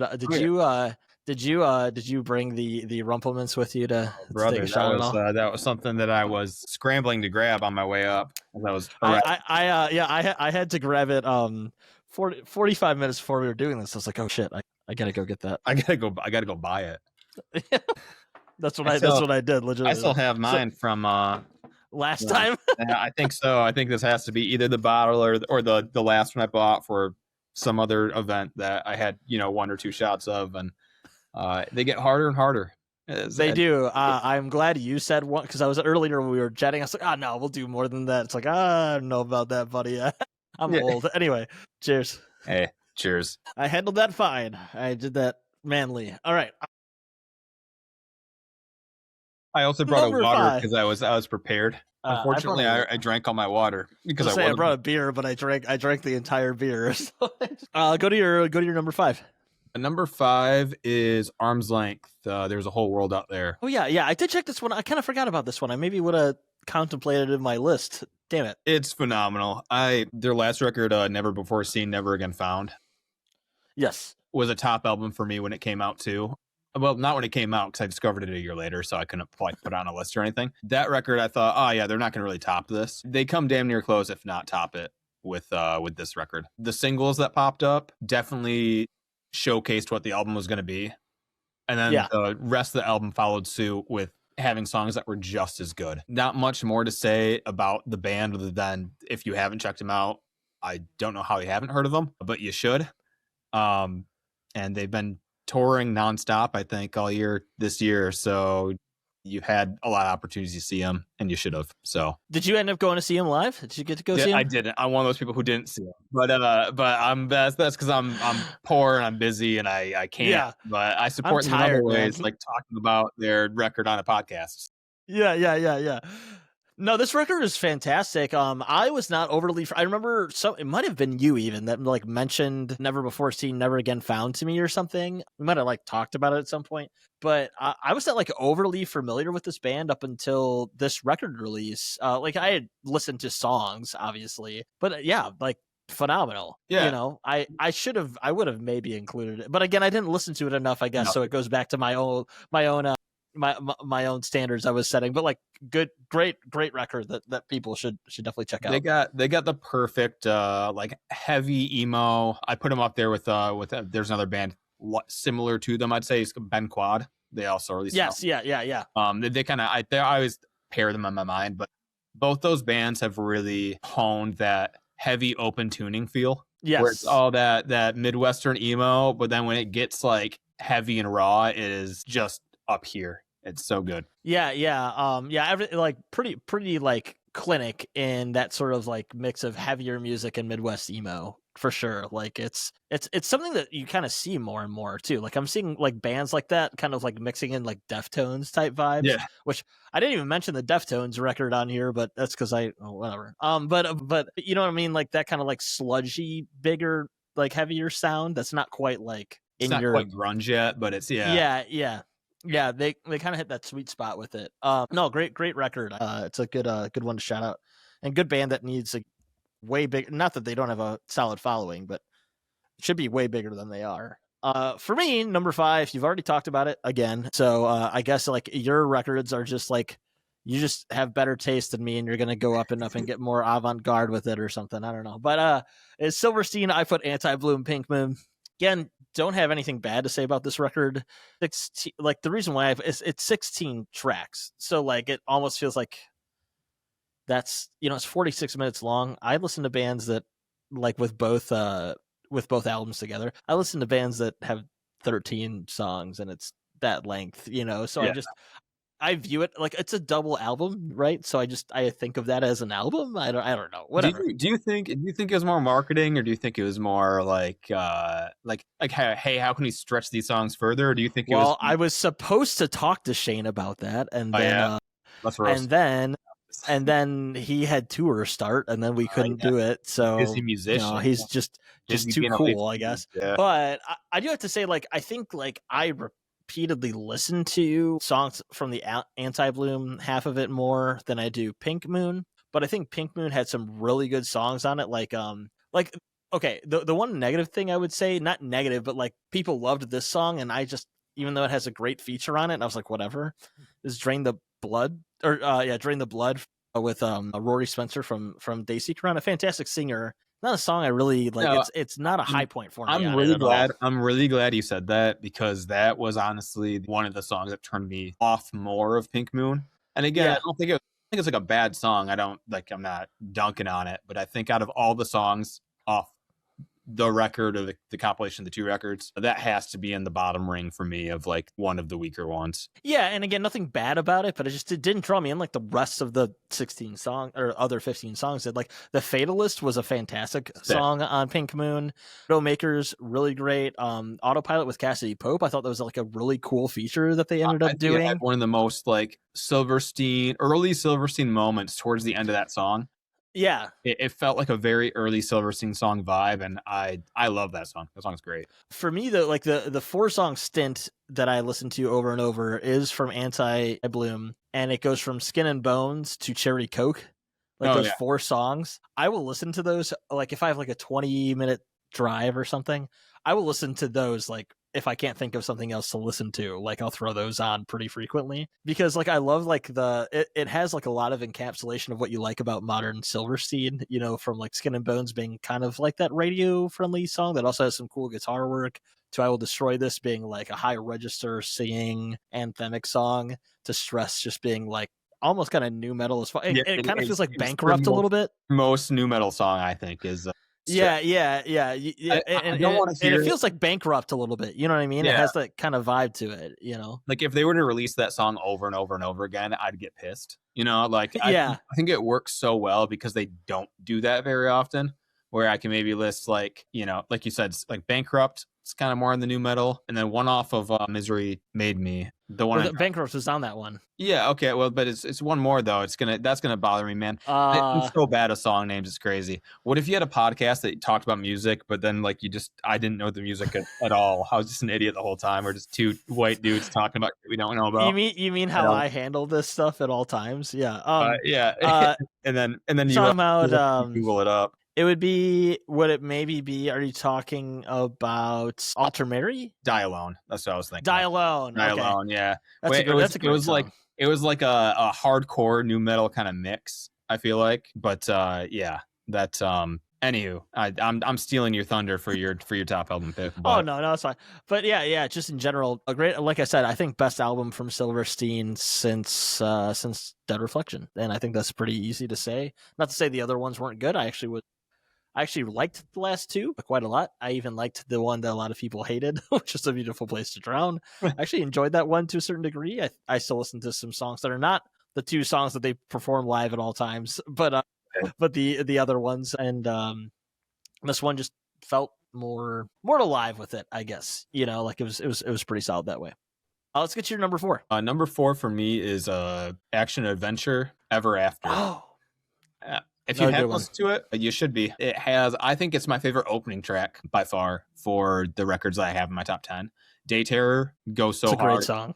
They are under 2 minutes as well. Yeah. Like just a great kickoff. Yeah. And it's so hard for me to place what the band sounds like. You know, I mean, obviously we're, you know, above 30. And so every band we listen to, we have like an inspiration where you're like, oh, who are they drawing off of? Like, what are they, what's this band kind of sound like to me? And a lot of me wants to say it's like if 4 Years Strong met Knuckle Puck in some weird way in the middle, but like that doesn't even encompass what they are either. The album is just super varied. It is the heavy alternative pop punk record of the year for me, even though it's not my number 4 or 5 here, but it is in that genre. It is the number 1 for me, hands down. Yeah. Great record, and I think that's apt. I think kind of putting them in the, you don't have to say that they sound exactly the same, but like putting them in the reign of like 4 Years Strong, where like they're like lumped in with pop punk and alternatives, but like they're doing their own thing. You know, that's how I feel about 4 Years Strong since Brain Pain came out. Is like they're just their own thing. Like you just don't really know. Like it's something that's why I've always enjoyed like a 4 Years Strong type music over like bands that do like the easy core thing of like pop punk mixed with metalcore or whatever, which is fine. The Day to Remember does that well or whatever, or Chunk No Captain Chunk. But like when you just do your own weird shit that kind of has some of these elements, you don't know what the fuck to call it. I like that. Like that kind of scratches an itch on my brain, you know, that I can't quite describe, but it's solid. And I remember going back through this record by Action Adventure, and I was trying to figure out like where the weak point was. And, you know, when you look at albums and you go, oh, I skip over that song normally, I skip over that song normally, and I didn't. Yeah, like it was like every song felt like it was a pretty strong point for the record. There was no Achilles heel in the album for me. Every song had its own vibe that definitely was strong in its own right. Absolutely. Great record that, again, one that if I listen to a bit more, it'd maybe be on my list as well, because I really do think it's like a top tier album. It's just one that I sort of forgot about when I was listing albums down, because there's so many good ones this year. But Action Adventure is definitely. I should hit them up to see if I can get them on the show too. That'd be a good idea. I like every time we talk about a smaller band, you're like, oh, that's a good marketing tactic. I take notes. I'm like, that's the one that happened last time. That's how we ended up talking to what's the band that you helped me interview? No Home. Yeah, No Home. Yeah. That's how we ended up getting them on, because they heard this. They're like, oh, thanks for the honorable mention or whatever, or like you had them on. I was like, I haven't checked it. Yeah. I was like, then we ended up having them on. It was great to break down the music. You love the anarchy, but you're a capitalist at heart. I get it. That's right. I am all about networking and money. That's why I do a podcast where I donate all the money that I get. Right. Yeah. Anyway, number 4, Calvo Luis for me. The band is Calvo Luis. Into the Abyss. For anybody that doesn't know, this band has members that are originally from Venezuela, France, and New Zealand. It's a 3-piece band. They've kind of gone viral on social media numerous times for having like this custom sliding keyboard that their guitarist and vocalist uses while she performs. One of the biggest sounding 3-piece bands you'll ever find in your life. One of the best bands that has honestly like come up out of nowhere for me over the past couple of years. If you remember, not this year, but the year before, their first album I had on my list because I had found out about them from like a random Instagram reel and just like dove into their music and absolutely loved it. This record is the best material they've put out. I got to interview, this is the third band out of 3 that I interviewed this year about the record. I didn't talk to the singer, but I talked to the bass player and the drummer, which again are the people from France and New Zealand. And we got to break it down a lot. They're another band that does a lot of concept work on their records and their music. It's like this whole world that's been built by their singer. And for me to try to describe it would be way too difficult. They're a hard band to describe. Yeah. But I even mean the concept that they've created. She's really like, she made like, there's a little bit of like this ulterior like dimension that's in it. Like if you kind of talk about Stranger Things, like sort of an upside down type scenario, if you want to relate to something in pop culture, there's characters that are built within it that you can see. Their singer again has like through like an Unreal Engine like a thing people creates their own music videos with like these green screen things they've made. It's all DIY. Again, another band I've had on here like that, but like again, the music's super great. What I love about it too is, since I should have saved their names of the band members, but the singer, she's originally from Venezuela. What's really cool is on every record they do or every release they do, there's a few songs that they do that are in Spanish, and really like it kind of has this different vibe to it as well when they do it in that way. I feel like a lot of bands even internationally don't do, like they're trying to do English because it's the most accessible language in the world, and some of the Spanish speaking songs are some of my favorite, even though I'll be honest, I don't know what the fuck they're about, but they're really good. But this is a band that I just continue to think should be one of the biggest bands in the world. And they're like one that anybody that asks me like, what's a new band that you think I should get into? This is the band that I say. The only reason why they're at 4 and not at 1 is because the next 3 records that I have, I listen to on a daily basis. Right. But like this might be the most innovative record I've listened to in quite a while. Calvo Luis. I don't know how to describe them. Metal, alternative rock, pop. They're all across the board. They're all across the board and very, very good. And again, one of the biggest sounding 3 pieces you'll ever hear in your life. Yeah. So there you go. That's my spiel. I remember actually looking up the band months later, by the way, after they were on your top album a couple of years. As is tradition for you. Yeah. I'm surprised you had a top 10 for 2020. To be honest, you check out records like 3 years after they're out. Yeah, right. I could not remember their name for the life of me, and I had to like deep dive, and I was like, what was that band he was talking about? Because I remember listening to them to their album that you listed off a couple years back, and I just had to find it again. But this record is really good by them. I only spun it once. I'm gonna be honest. I'm not gonna pretend like I'm a stan, like I've listened to it all the time, but I did spin it one time through, and it's definitely one that I wish I would have listened to more this year. Yeah, great record. Can't say enough good things about it. And with that, we'll move on to our top 3 here. So go ahead and give me your top 3 or your number 3, top 3. I'll list them off right quick. We're on timeline. My number 3 is Senna, Stranger to Love. Phenomenal Okay. record. Phenomenal. I know I say that about all my top 10 or whatever. Well, but you like them, so It's solid. you know. It's so good. You should listen to it. No, but the guitar work in this album is nuts, and it's not like a polyphia nuts or polyphia, whatever you want to. I don't know how you pronounce it. I think polyphia is. The I correct way think to it's say it. polyphia too, but maybe it's tomato tomato kind of thing. The guitar work isn't like that like proggy crazy, but it's just super groovy, super good. They have like the perfect amount of when to riff, when to have space. Every song on this record is catchy, and that's not an exaggeration. Like every single one of them, I remember the chorus for. Like it sticks with you. It's ingrained. The mix is super and I don't know if that might be part of the guitar tone, but it's like very clean, but they have that like raw sound of the guitar, like almost like it's not distorted enough. Fantastic record. Bodyguard was a top song for me this whole year. Just the way it flows is so good. The one thing that I would probably put it at the 3 for me was I don't know. I don't feel like the lyrics are super like close to home for me, but they're catchy when you sing. They're German, Yeah, right. Yeah.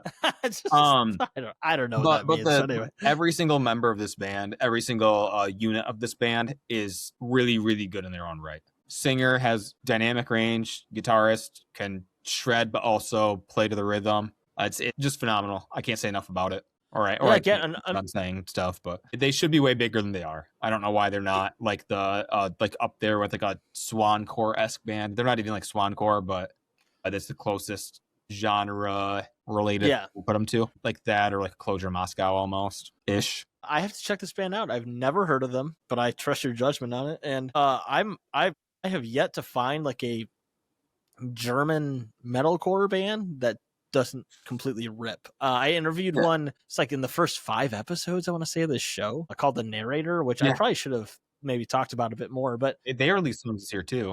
Yeah, which I should have talked about probably, to be honest, because it's very, very good. It's very good. But there's something about like the music that comes out of there in the metal scene that like it just like they've dialed in something. Right. Not to like put a big paintbrush on an entire country, but we do that in regions here, and we're basically bigger than all of Europe. But yeah, I'll have to check this out. This is again like one of your earlier metalcore ones you were talking about. Like this is right up my alley that I gotta really, really check out. Yeah, I think the French German bands are just crushing. Like like I think about Landmarks too, like French. Yeah. When you're talking about Cavalry, I didn't even know they were French. I'll be honest. Yeah, I had no idea. They have songs in French. Well, I'm stupid, so what do I know? I thought they could be Canadian. Who the fuck knows? You're right. You could be from Vancouver. Yeah. And you know what? Quebec, but close enough. Whatever. Quebec. Yeah, whatever. I don't know. Whatever the thing is, they're gonna be a state soon anyway. Yeah, they're gonna be a state soon. I just talk. That's Yeah, as is tradition for white guys. Now okay, they are French. I had to double check that now. I'm sure you're right. I'm just a dumbass. But I mean, international music in general, when it comes from like Europe or like, there's been some like really cool. I should have like done a deep dive to see if some of these bands I found from the Middle East that are making metalcore and some other metal music, if they put out albums. I didn't do that. I should maybe do a little breakdown of some stuff like that. But I found some like bands out of the Middle East that are like insanely crazy metalcore music. Really, they're incorporating some like interesting instruments and stuff like that in it too. It's like, did you listen to Her Last Sight at all? That's my brother sends me the videos they do on like a daily basis, like of like something breaking and then them just like going into it, and it's like that shit rips. That is so good. Not even just as like a joke; it's legitimately super good. So good. Yeah. There's things like that and other ones that I've been sent that are from. I think there was one that was like an Iranian metal band somebody sent me that was really, really good. That I gotta like dive into that more. But regardless, So again, Senna, Stranger to Love, you're number 3. I'll have to check that out. Sounds fantastic. For me, number 3, we've already talked about a bunch. I won't talk about it much more. But Straight from the Path, Clockworks. Yeah. Euthanasia will always be my favorite record from this band, but this record was still crushing. I put it as like the reason why Euthanasia is bigger for me than Clockworks is that Clockworks feels like an assemblance of songs they put together that were really, really good, where Euthanasia has like an ebb and flow to it. that I really enjoy. But like I wrote a piece about one of the songs that they put out this year called "Can I Have Your Autograph," which they wrote about David Draymond from Disturbed signing bombs going to Gaza, and it was just one of those things that like this album to me, the reason why it's almost as good as Euthanasia is there's so many moments in it of what they talk about in it that are just like so cathartic. Because you're like, thank God somebody's saying this in the industry, over really good music in a really punchy, fun way that's like good. And again, it's like concept stuff too. Like political music is only good to me if it's good on its own as well. Like, you could share it to some like simpleton that is like a conservative and would hate the politics but could hear it and go like, yeah, this is good, brother, like that kind of thing. And this record still is that, and like it just goes balls to the wall. It's really, really good. It was bittersweet for me because this is, since Rage Against the Machine, I would say this is like arguably, when it comes to angry political music, like by far the next best thing. I'm sure not the first one to say it. I think arguably they were our generation's Rage Against the Machine. Like yes, both sonically and content, it was definitely apparent that there was some sort of rage element in there that the band picked up on. Yes, and absolutely. I think that's a good way to put it. And so for me, it's a very bittersweet record because it was tough to see, like, hear it that it's coming out, that it was just being dropped, and then that the band was done. And they were initially supposed to do a show in Chicago, which I was absolutely going to go to. I had talked to Tom about it actually, and then it fell through, and they didn't do a show in Chicago, so I wasn't able to go see him one more time. But this is my, Euthanasia is my favorite record from them. It's hard to rank after that, but this is up there for me for them, and for obviously one of my favorite records of the year. They don't miss. So we'll leave it at that. And they wrote a "Fuck David Draymond" song, which is great. So I'm curious. Do you? Because I mean, you're a bigger fan than I am. Not. I know you're a bigger fan than I am. Is there a reason why their U.S. dates were like not there? Like I felt like their last shows were overseas, weren't they? Well, a big part of it is they are way, way, way more popular overseas than they are in the United States. Sure. Yeah. They just have like a phenomenally bigger following everywhere but the US. That's part of the reason why they struggled and not to say that they struggled. They were working class type musicians that if they toured a lot, they could make some money. But, all the guys made more. I think that's part of the reason why they quit is like, Craig Reynolds with his podcast and merch line. And then Tom, he manages bands like Dying Wish. And I think Landmarks even maybe, or like a bunch of other bands. And then some of the other guys are doing, like their bass player, Dragneck, like made all their music videos, makes music videos for other people. I don't remember what Drew does, but he does some other stuff. Yeah, they all make more money from other things, and part of that is because they never really got to the next level that you needed to get to, that say like a Silverstein or somebody else did in the States, but they did in other places. Which is just so crazy to me. Like every time I've seen Stray 3 times, and each time they were not headlining. And each time, like nobody was super into it in the crowd. As far as like crowd presence for the other bands, like what's going on here? This is the band to have crowd presence to, and all y'all are screwing up. I wish I could go back in time and see them in like a 200 cap venue, back in like the mid, like headlining or something, and, or whatever. Yeah, that would have been crazy. Yeah, but so it's just. I think they also said it wasn't a money thing. It was just time. So they could have all just been like, we don't want to tour anymore. Like we're all making money doing our own thing. We'll maybe do other music in other ways with other people, but like this project's done. And they've been doing it since Craig Reynolds is going to tour. There's no like, if he gets picked up by some big artist, like if Taylor Swift as an example, it's like, hey, we need a drummer. He's like, yeah, fuck yeah, I'll do that. Like that kind of thing. Yeah. But he doesn't want to like do the grind. Right. He said he's like over it. He's like, I'm in my late 30s. Like I don't fucking need to do this shit anymore if I don't have to. Which is fair. It's fair. Everybody getting old and jaded in the music scene. Yeah. Surprise, surprise. When nobody can make any money. Tell me your number 2. Number 2 is Callous Cowboys. I Don't Want to See You in Heaven. All I can say about the band, or the more I can say about the band than this, but they're those TikToks that are like, never let them know your next move. And they always use something like they are that as a band. Yes, they are. Yeah. And I think that the nice thing about like a Cowboys record is you never really know what to expect from like the entire track list. And this one, it still nails that. Like you get Absolutely. you get a song like Lemon, and then you get a song like The Demon of Unreality, like a couple songs after. Oh And yeah. they're like night and day different, but the record is just such a variety of And it's songs. still cohesive too, you know what I mean? Like, because it's them. Yeah. It's still that band too. Yeah. Just an incredible record front to back. I'm sure you're gonna have more to say about it. Maybe coming up. Maybe. No. So they're not on my list. Yeah, it's just crazy. I don't understand how this did not make your list. It's so good. There's only one reason why, and it's what I've said for a few others. It's because I didn't listen to it a ton. Oh, okay.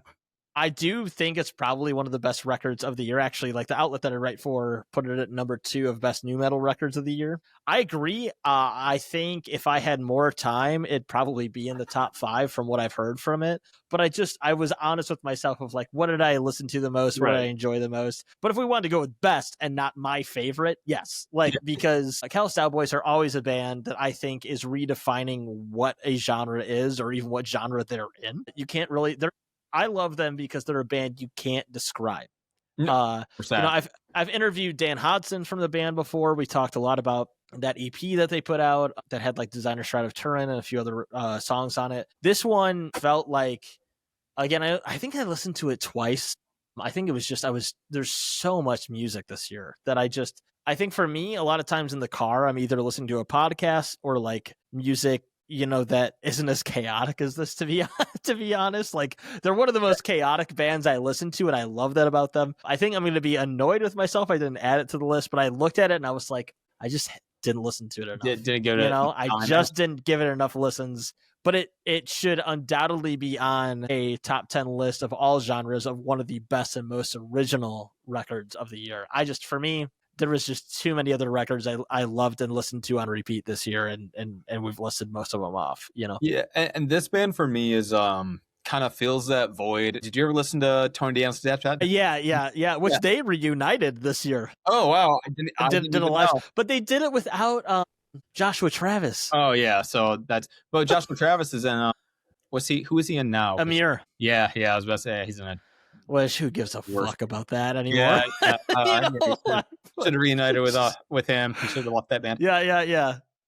But like that, Cowboys don't like. I won't say like fill that void because they're not exactly like 1-to-1 the same. But it's in there though. They have like a similar like craziness, but I think Cowboys do the craziness better.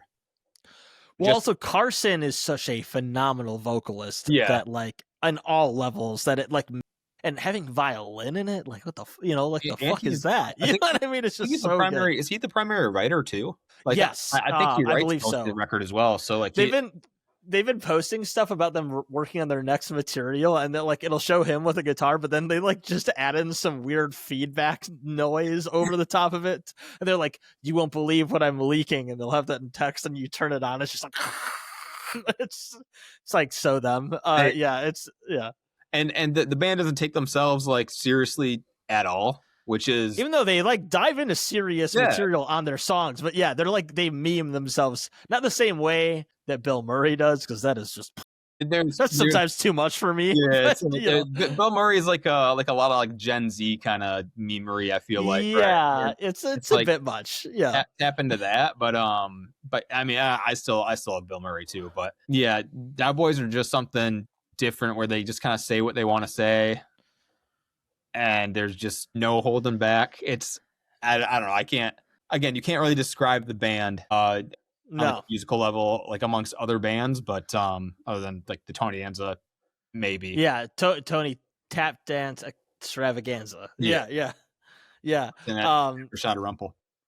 No, but I mean, they're again one of the most original bands that's been coming out, making big waves. I love that they've like kind of done a lot of stuff with Pulses too. I think that kind of meshes together because they're both very unique in their own ways. And that record is phenomenal. It should have been in my top 5, but I hear I'm just selling it, I guess, No, you're fine. No, but I mean it. Like, sincerely, it's a fantastic record. For me, number 2, this is probably a record you have not checked out because you don't listen to boomer hard rock, new metal stuff like I do, but it is Chevelle, Bright as Blasphemy. This was almost my number 1. I switched it today. I wrote about this record, and actually Chevelle shared the review that I did of it, and it's like the number one thing if you search the album. It's like the number one thing that pops up, which is kind of cool. Plug. Like, You got that cap. yeah, sick, yeah, sick plug. dude, Yeah, SEO is work. Yeah. SEO. Yeah. No, but it's fantastic. They're one of the few bands. This is their 10th record.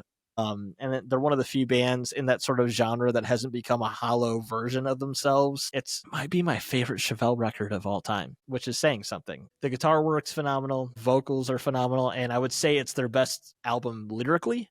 They dive into a lot of topics of politics, and they also dive into things like us being taken over by religious fanaticism and all these different things, and talking about, they have numerous songs about how actually you don't need to worry about it because we're too late and we're all going to die and things of that nature. Like, they kind of expounded on their sound while still making it sound like how they've sounded for years. It's their first self-produced record in 10 years. It's their first record as an independent band. And yeah, I just recommend, I think a lot of people write off this band. I know people that know me know that they think, like, I've asked people before, like, what's a band you think of when you think me, and they tell me it's this band, for a good reason. I saw them earlier this year. It was absolutely fantastic. But yeah, all in all, like, all that aside, the record's phenomenal. And yeah, they're one of the few bands from this sort of hard rock, alternative metal stuff that we heard on the radio in the early 2000s that's still finding ways to be interesting. And I really appreciate that as someone that grew up loving that music. And they've been around for how long?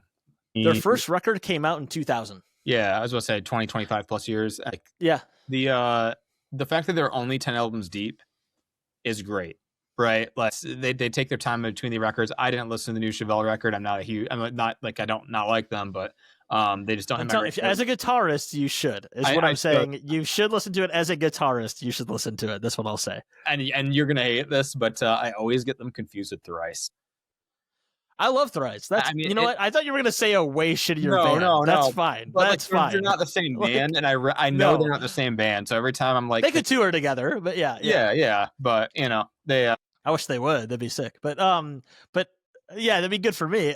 No, but I get that. But like, they do have that vibe where like they fit into commercialized music, but they kind of do their own thing. And that's what I liked about this record. Like, they're a band, like, they don't try to do the reels game. They don't try to do clips. They don't try to do these big moments. They just kind of make records, make some music videos, and go from there and tour. And obviously that works that you're an established band that had a couple platinum records. I was gonna say you don't have to when you're 25 years deep, right? But there's a lot of bands that's from that era with that kind of draw that still try to do that. Right. And what they've done is they're like, we're not gonna, the first single we're gonna put out, it's gonna be 6 minutes long. Whatever, like that kind of thing. And it works for them. Like, and that's what I enjoy about it, is like, they're not chasing trends. They're not trying to, like, they modernize as far as production goes in some ways, but like, they're using real amps on records. They're not doing programmed drums. They're not even really putting things to a grid that much. And again, they self-produced it. Obviously, somebody else mix and master it, and they're an independent band now. So like, it was kind of an interesting ploy for a band that, like, these guys are in their mid 40s to do. And I really enjoyed, like, it almost feels like a soft concept record too. Like, if you want to listen to a record that feels like the apocalypse sort of, check the record out. It's short too. It's a short record. It's definitely worth checking out. I'll definitely check it out. I need to listen to a little more rock stuff. I think that as I'm aging, I need to find that rock. I do have to say, a few of the songs on this record go into like straight up like modern metal territory. Like, there's some breakdowny screaming type stuff going on in it, but it's still very much them. So it doesn't go too far into that. But yeah, and some of the high points of it, I'll stop here. But some of the high points of it are they have some like softer melodic moments in it that are like, it's always underappreciated with this band, but it's just like, it's a really cool element to it. So yeah, Chevelle, Brothers Blasphemy, great record. Oh yeah. Let's go to your number one. My number one is Hit It by Villanova. Or Villanova Hit It. Sorry, I gotta do the artist first, don't I? Yeah. Yes. Artist first. Yeah, it's the band's name is Villanova, the album's name is Hit It. This record is gonna be such a horrible comparison because right now, obviously, in the spotlight, he's not great, right? But for the time, Like, I feel like they're kind of like Kanye Westing metalcore a little bit. I know, it's such a bad comparison because Kanye West obviously is not great and as a person nor musician, but early Kanye records were like, of course, yeah, the 808s transitioned the whole rap hip hop scene. Yeah. But Villanova's record has these like sample elements that are incredible. It works super well with the record. Every song, it's no skips, the whole record. The guitar tone should be bullshit. Like, it should be bad, but it's super good. Yeah. I don't know how to describe that as much as like everything they've done to make songs all just works. Also a band that doesn't take themselves too seriously if you look at their social presence. I can tell from what I'm looking at right now. If you've never heard any of these songs before, you should. No. I will. You need to. I'll send you a couple from the record. Send me 2 German bands. Yeah, 2 German bands. No, I'm just kidding. But this seems cool. This seems up my alley actually for like the kind of stuff I've been checking out a lot lately. They're not like party metal, right? Like I'm not like Old Attila or if I say party metal, I feel like people would kind of go like that direction. But they are. I think they I would assume you're not sharing that kind of shit to me at this point. Yeah, that's a gotcha. But they definitely hit that like dancey metalcore, kind of funky, and some songs go straight up like Disney-fied. And they actually joke about that throughout like their social medias. They're like, did this guy just go like full Disney? But the record all the way through, so great. I'd say definitely top songs off of it. Wheel of Fortune, amazing. Whatever, all right, amazing. Oh yeah, as they say. Is definitely the more like viral thing, but just banger song after banger song in this record. And I think I've listened to it maybe twice or 3 times a week since it came out. It's a good marker that it's your favorite when you listen to it that much. Yeah. Yeah. No, it sounds good. It sounds right up my alley. Sounds like something fun for people to check out, and is no question like a unique record at the very least from what it sounds like, right? Yeah. So I like that. I like that you said it's like what Kanye's doing with. It's like they Kanye-fied metalcore. I have to check that out. You've piqued my interest with that one for sure. You're big in international music. It seems like this year, huh? This year, they kind of came off like both Senna and Villanova kind of came out of left field for me. Like I discovered both of them around the same time a year ago, and then they both came out with records this year. So. Sick. I'll check that out. It's definitely worth something checking out. So again, that record was for your number 1 was "Hit It" by Villanova. Villanova. Villanova. Hit It. I fucked it up. Yeah. All right. For me, number 1, I've talked to you about this record a bunch. I've talked to people about this record a bunch. It's like the record I listen to on a daily basis since it's come out. Supposed to maybe talk to the singer or the artist at some point here. Talking to him back and forth, but we'll see how that shit goes, as you know. But my number 1 for the year is Grandson, Inertia. This record was, to me, sort of like the new era of politically charged, genre-defying, alternative, independent, indie music should be. They had a couple, he had a couple of songs like Brain Rot that was a big a single that he put out earlier this year. But in general, this is a record I listened to through and through. It's 11 tracks total. I think it's 33 minutes long, not very long, about an average of 3 minutes a song. But it covers an array of things from automation to political partisanship to again Aaron Bushnell. They talk about he wrote a whole song about self-immolation on this one. He made a song with Bob Vyland, which has made a lot of news in the world this year because of some things that were said about the IDF at an international festival where they were actually supposed to tour together and they were not able to anymore because the U.S. revoked their visas over that. Talk about struggles of American families. They have a song that's written from the perspective of a mass shooter on this one and what would lead somebody to that, and everything in between. So and war and imperialism and all that encompassed in a guy's records that tours with Linkin Park and opens for Linkin Park, and I think if I look here, it has about 4 million monthly listeners. Is like a big name independent artist, and I listen to this record every day, so I can't say enough about it. It's fantastic, and I recommend everyone check it out, whether you're into hip hop, rap, rock metal. He just released a song. It's not with this, but he released a new cover of what was it called? I guess it's not on Spotify, but he released a cover of a Bob Dylan song that's very, very good. And yeah, in general, just my favorite, probably my favorite artist of the year. Someone that I've listened to their whole discography a bunch. The record's fantastic, and can't say enough good things about it. So yeah, Grandson Inertia. Definitely check it out. Definitely need to check it out. I think we texted back and forth about it a little bit. I remember the album cover super vividly. So I know. Yeah, it's a very cool album cover. Yeah. Notice, yeah. At some point in time, I definitely listened to at least the singles when they were coming out, but I don't think I ever listened to the full thing front to back. Yeah, I think you would like it. I think you should definitely give it a spin or two. But yeah, that's my number one. So why don't we'll wrap up here pretty quick. I didn't mean to take too much of your time here, but it's been a good breakdown. Go ahead and give your top 10. I'll give mine, and then I'll let you pick the song that plays at the end. All right. Good? Yep, it sounds good to me. All right. Top 10.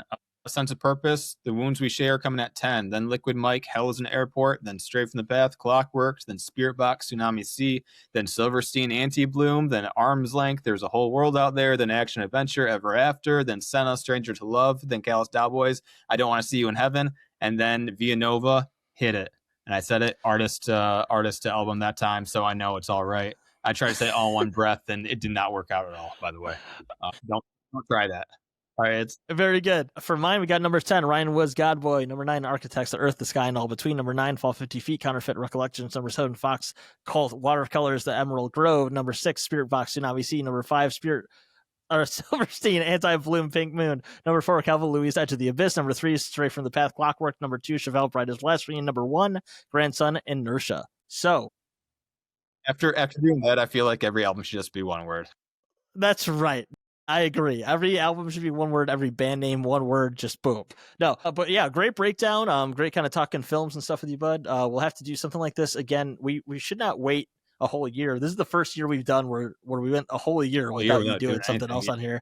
We got to do something else where we can shit talk the world and AI, or you got some stuff going on with AI we can talk about soon. I think we could break that down sometime soon. But go ahead and pick a song, for my list, or let's go with your list since you know the fucking songs. Go ahead and pick a song for us to play to kind of end out the year. This will be the last thing that comes out for 2025. You know what? Let's do Mas Rapido by Villanova. Sounds good. We're gonna do Mas Rapido by Villanova for the last song to wrap things up for 2025. Thanks so much, Alec. I had a lot of fun doing this. Hey, likewise, man. Awesome. Tired, broken, depressed. Hit it!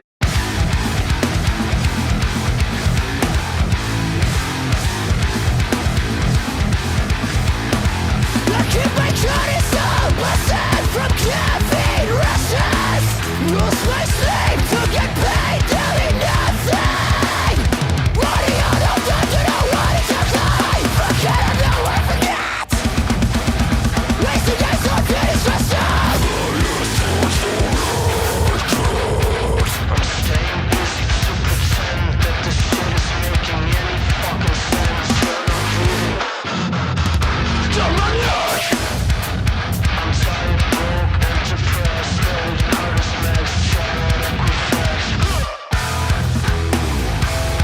The